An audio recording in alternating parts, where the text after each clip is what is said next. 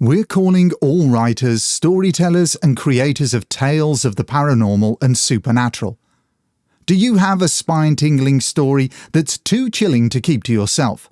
If the answer is yes, then wherever you are in the world, the Haunted UK Fiction Podcast wants to hear from you. Whether you're a published author, an aspiring writer, or someone with a natural gift for storytelling, this is your chance to share your work with a global audience of listeners who crave the eerie, the unexplained, the otherworldly. We're looking for original fictional short stories or novellas with strong paranormal or supernatural themes. Your stories can be suspenseful, mysterious, atmospheric, terrifying, thought-provoking, even darkly magical. If your story is selected, we'll professionally narrate, record, mix, and master it into an audiobook-style format, then feature it on the show. You'll get a copy of the finished production to use however you like, and you'll retain full ownership of your work. There are no fees, no contracts, and no hidden jargon. Your story deserves to be heard. Whether it's a tale that's been haunting your notebook for years, or maybe something that you're finally ready to unleash, this is your chance to bring it to life. To submit your story for consideration, email us at hauntedukfiction@hotmail.com. And don't forget to follow the show on Instagram at hauntedukfiction. Now sit back and enjoy the episode.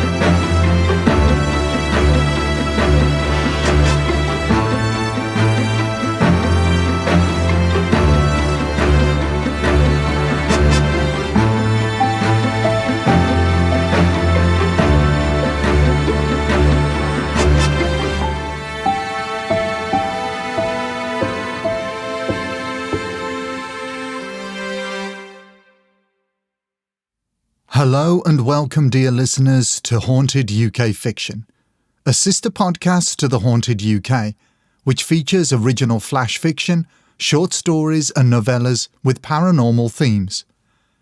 All stories you will hear were written by a collection of talented authors, writers and storytellers, both independent and professional. In today's episode, we'll be reading Blackdamp, which was sent in to us by McLaughlin. McLaughlin is an independent author from the UK who since 2020 has self-published 3 novels in his paranormal sci-fi thriller series, starting with Dark Maelstrom, followed by Beachhead, and most recently, Blackdamp, the novel. Growing up in the 1990s with a love for all things science fiction and paranormal, his writing mixes paranormal stories with thrilling action, comparing his writing to the classic TV show The X-Files, much to the annoyance of his partner. He lives in Yorkshire, England with his family, and when he isn't writing, he enjoys playing the guitar, exploring new places, and indulging in classic sci-fi films, ranging from 1950s creature features to Star Trek, with his favourite film to watch being the 1982 John Carpenter classic, The Thing. TJ's influences include Lee Child, Clive Cussler, J.R.R. Tolkien, Douglas Preston and Lincoln Child, H.P. Lovecraft, Agatha Christie, and James Patterson. He is currently working on a novel form of this story. Get comfortable. Grab a little something to sip on. Perhaps cuddle up under a blanket to help offset the chills coming your way. And let's dive into the story. Arizona, June 21, 1982. The ferocious glare of the solstice sun seemed like an otherworldly star burning in some distant corner of the universe, creating a vindictive-like heat that swept across the desert landscape. It would have been a calming and tranquil place were it not for the heat and the myriad of venomous snakes and scorpions that hid amongst the dry foliage and rocks. But calm and serenity were descriptives that held no place in this area. Not today. The high-pitched screaming of tires rode the stifling air, like a surfer riding the blue of the ocean, rolling through the open window of John Pierce's Cadillac DeVille. His grip was tight as he pulled the wheel, desperate to avoid hitting a large group of terrified and despondent people gathered ahead. His car pulled into a space outside the MRJ mining complex, which was swamped with people rushing in and out.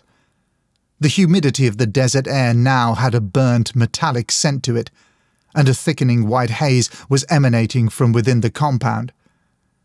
Pierce was the new company safety officer, having wandered through many jobs in the last decade. He switched off his engine and flung open his door in unveiled anxiety. The screams and pained yells coming from the crowd felt like he was back in Nam. A disturbing thought crept into his mind, but he forced it from taking shape and walked into the milling group. Paramedics as well as able-bodied people rushed past him towards an area that was the epicenter of the commotion. A large cumulonimbus-like cloud of dirty white smoke hung steady over the compound, as if it were a divine being, spectating the chaos. He took one last draw on his cigarette, which was now nearly burnt down to the filter, and threw it to the ground, where the toxic blanket of smoke enveloped it, submerging its dying embers in the remnants of the catastrophe that had torn through the complex just minutes ago. Pierce took off running, following the others who were trying to navigate through the wall of eye-watering fumes.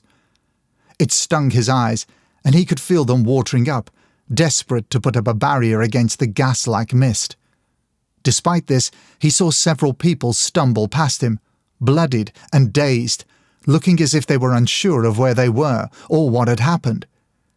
He could feel toxic smog catch at the back of his throat, and he coughed up the vile artificial taste, only for it to be replaced with his next inhale. If he was going to be of any use, he needed the appropriate breathing apparatus. Determined, he wandered further into the mist, and despite the uncomfortable sensation in his eyes, he could make out people ahead of him.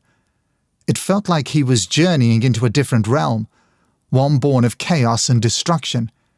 He could hear people yelling instructions back and forth, but the words were incoherent, morphing into the cacophony of screams and shouts that made it impossible to make out what anyone was saying. The disordered movement of people seemed to do something with the smokescreen. It cleared slightly, but the eye-watering sensation remained. Despite this, he could make out people. A lot of people. Some were tending to the wounded while kneeling on the floor, while others carried heavy-looking sheets from the smoke.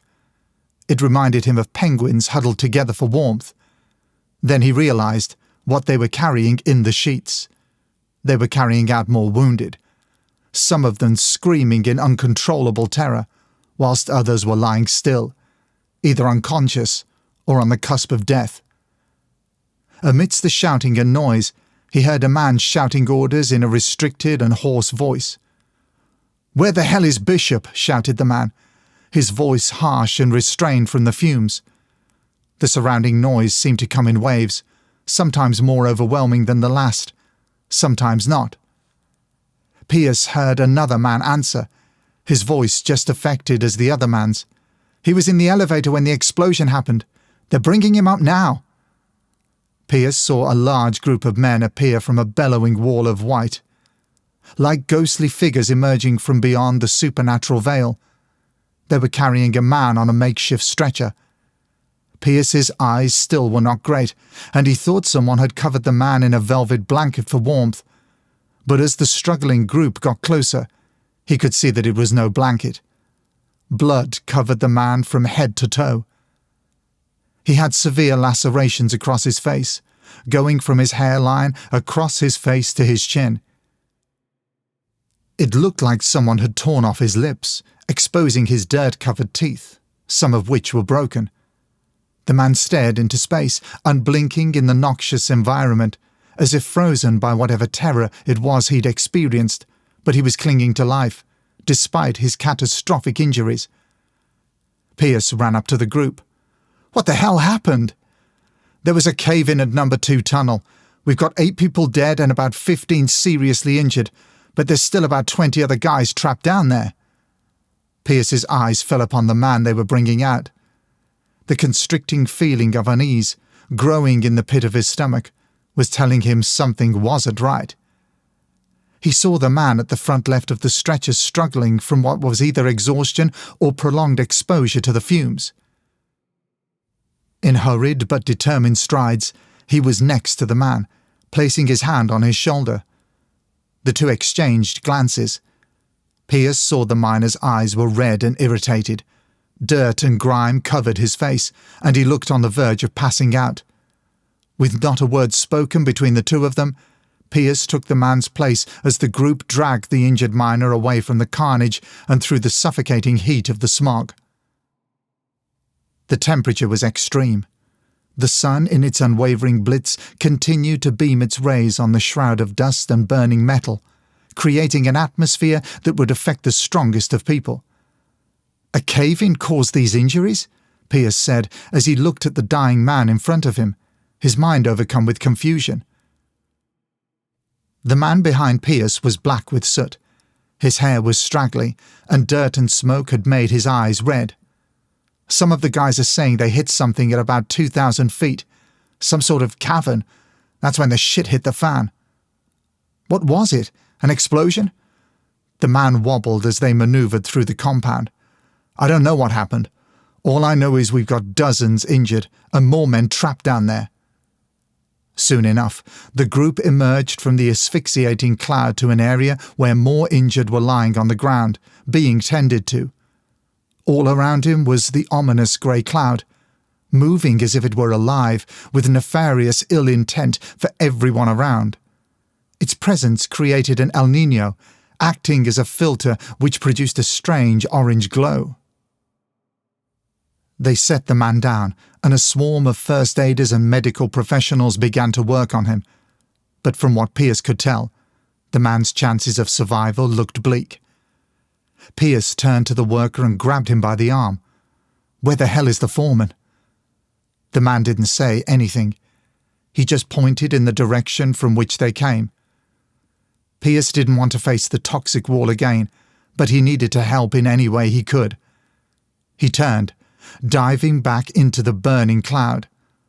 Almost immediately he felt the strong, noxious gas catch him like a punch to the gut.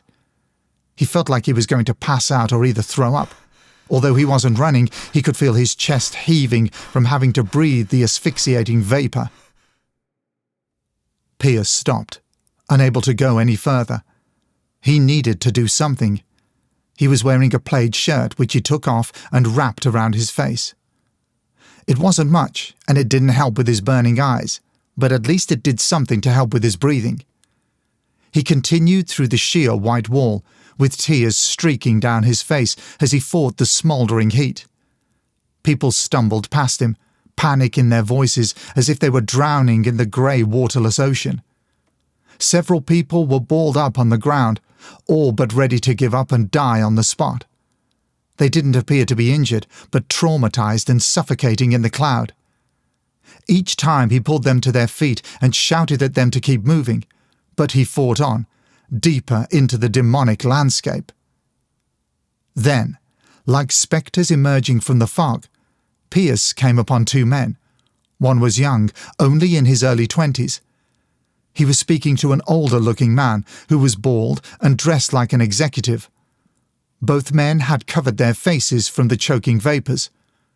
The foreman, Pierce thought. He heard the older man shout something to the other.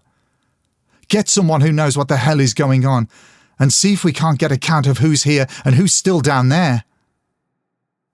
The young man nodded and ran off into the grey, dense smoke. Pierce ran up to the foreman. "What the hell happened?" The man turned, scanning the wall of smoke. "Who's that?" Pierce walked closer, and the man spotted him. "The name's Pierce. I'm the new safety officer. People are saying there's been a cave-in at the number 2 tunnel. The name's Burton, and I've got no goddamn clue what's happening. A lot of the guys they've pulled out are talking crazy." Burton walked away, and Pierce followed. "What do you mean crazy? We just pulled a guy who was half buried under some rocks, screaming about something being down there." "Something?" Burton was starting to walk away from Pierce, trying to find his way out of the blinding fog, but Pierce grabbed his arm. "What something?" The man shrugged Pierce's hand off his arm, screaming that something down in the mines attacked him and his crew. But he was talking crazy. An uneasy, stomach-churning feeling started to build up in Pierce. It was obvious that something bad had happened, but the tightening knot of apprehension told him this wasn't a normal cave-in. Burton was looking around. He shouted over to another worker, said something to him which prompted the man to run off. "How many people is still trapped down there?" Pierce said. "At least 20 men, but we don't know for sure." Pierce looked around. The area was still grey from the smoke, but it was beginning to fade slightly with a slight breeze rolling in, bringing with it welcoming freshness. With the smog clearing, he could see more people, several of them limping and covered in blood. As his eyes scanned the ground, he saw pools of blood soaking into the tarmac. "My God," he said. He turned back to Burton. "Have we got a rescue party ready to go?" The man seemed confused about what Pierce was saying. "Have we got people ready to go down and get the guys out?" Pierce repeated. "Well, no," stuttered the man. Pierce turned and took off running, squinting as he navigated around the compound in near blindness. He passed more people, bloodied and despondent at what had happened. As he'd done before, he encouraged them to keep going.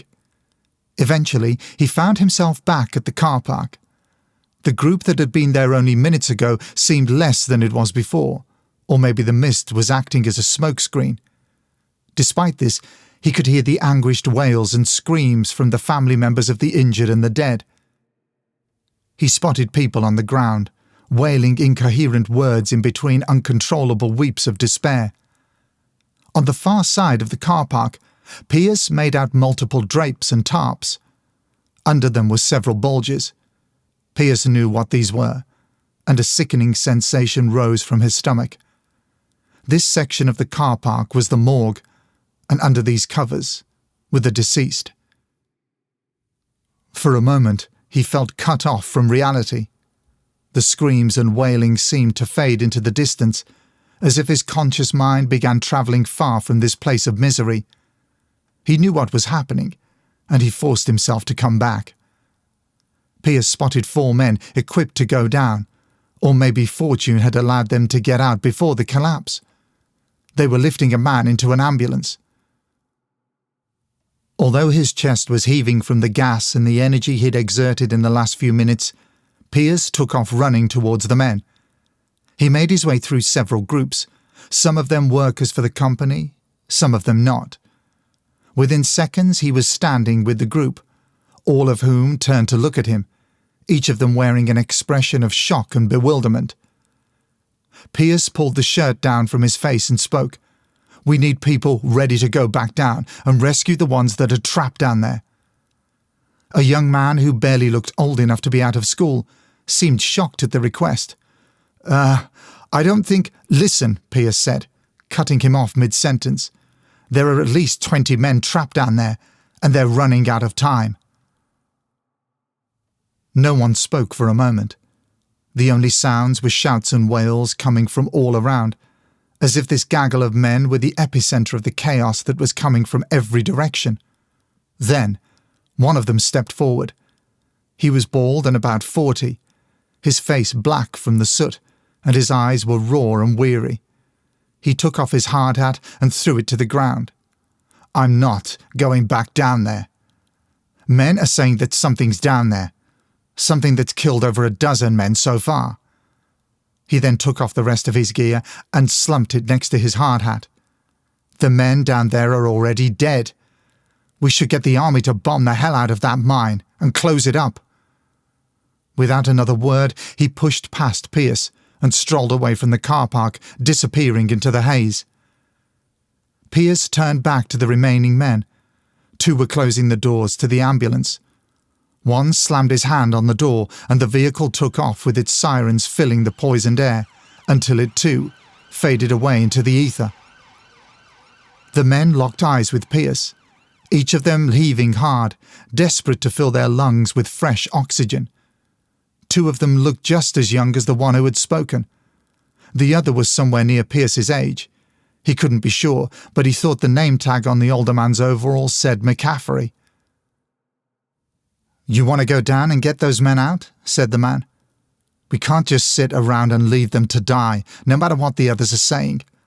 I was in a crash in Nam and people came to get me.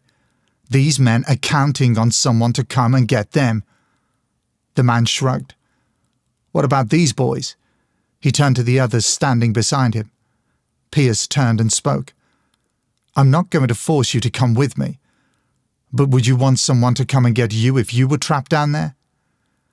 They looked surprised, unsure what to say.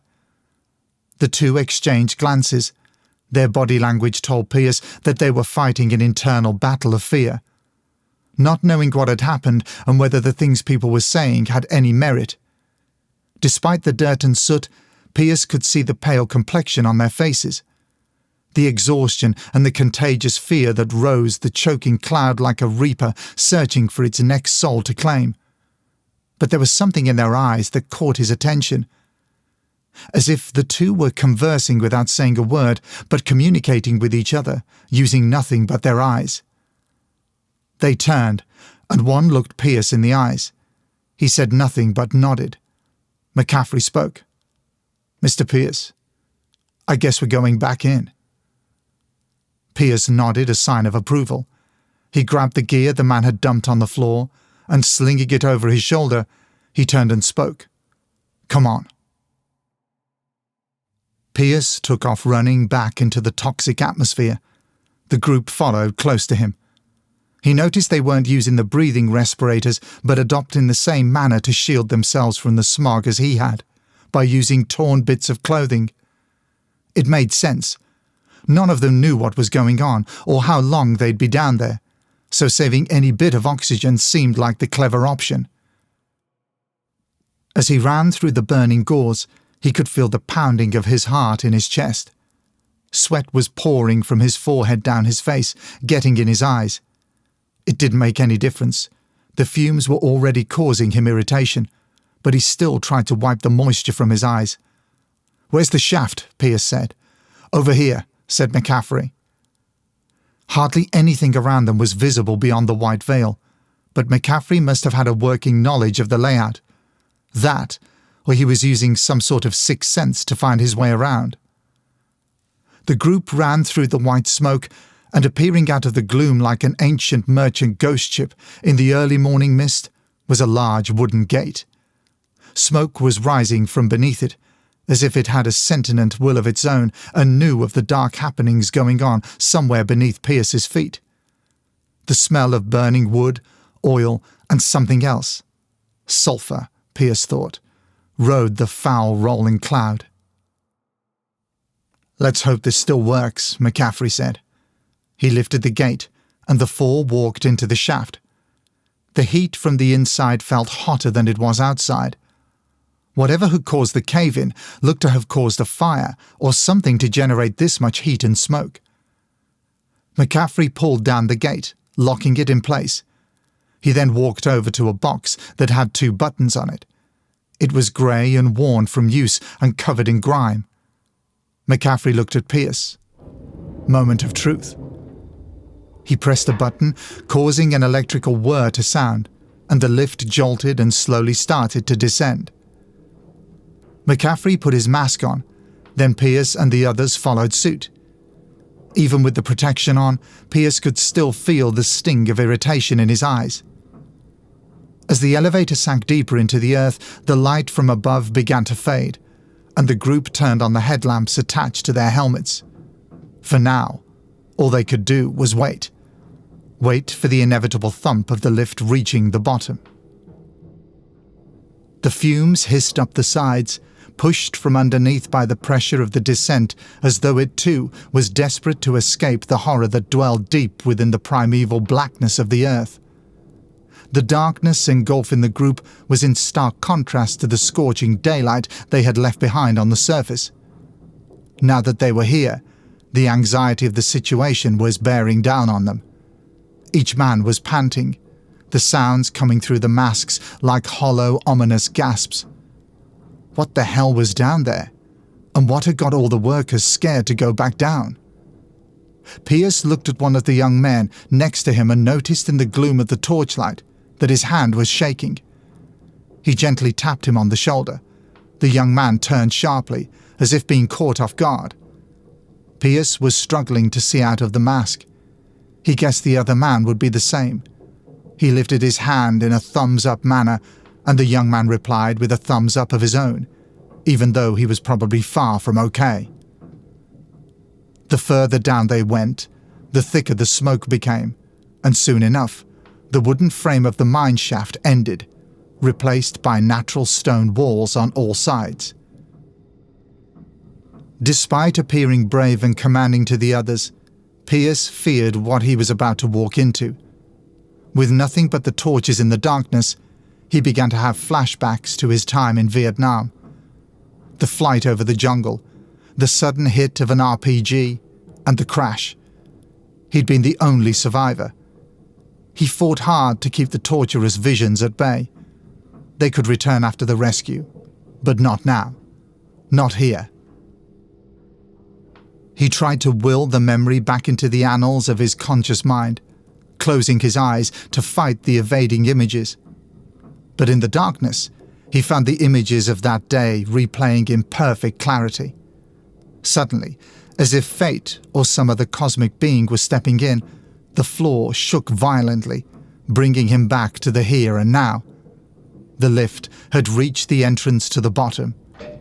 The torchlight illuminated the escaping, almost liquid-like smoke, dancing and twisting in the air, before disappearing above their heads. It kept coming through the grill of the gates, acting as if it were a malicious animal, trying to claw at them, but was stuck on the other side, just out of reach. McCaffrey went to unlatch the gate. He turned to look at Pierce, who responded with a nod. He unlatched the gate and pushed it open. It was like a strong wind tried to blow the group away. Pierce had to adjust his footing, as did the others, and the torchlight became chaotic and disorganized as they wobbled, but settled a moment later. It felt like they were at the gates of hell, and beyond the white toxic veil of smoke lay an evil waiting to greet them. Whether that be the cruelty of the earth or something else. Their head torches illuminated the hot white smoke, and beyond that, the hollow, empty black of the mines. Pierce looked around. The group was still standing in the same spots when they got on. Frozen in fear and anxiety, he looked ahead at the entrance and the uncertainty that lay before him and the group. He put one foot in front of the other and stepped off the lift and into the domain of darkness and malevolence. That brings us to the end of this episode. We truly hope you enjoyed this story.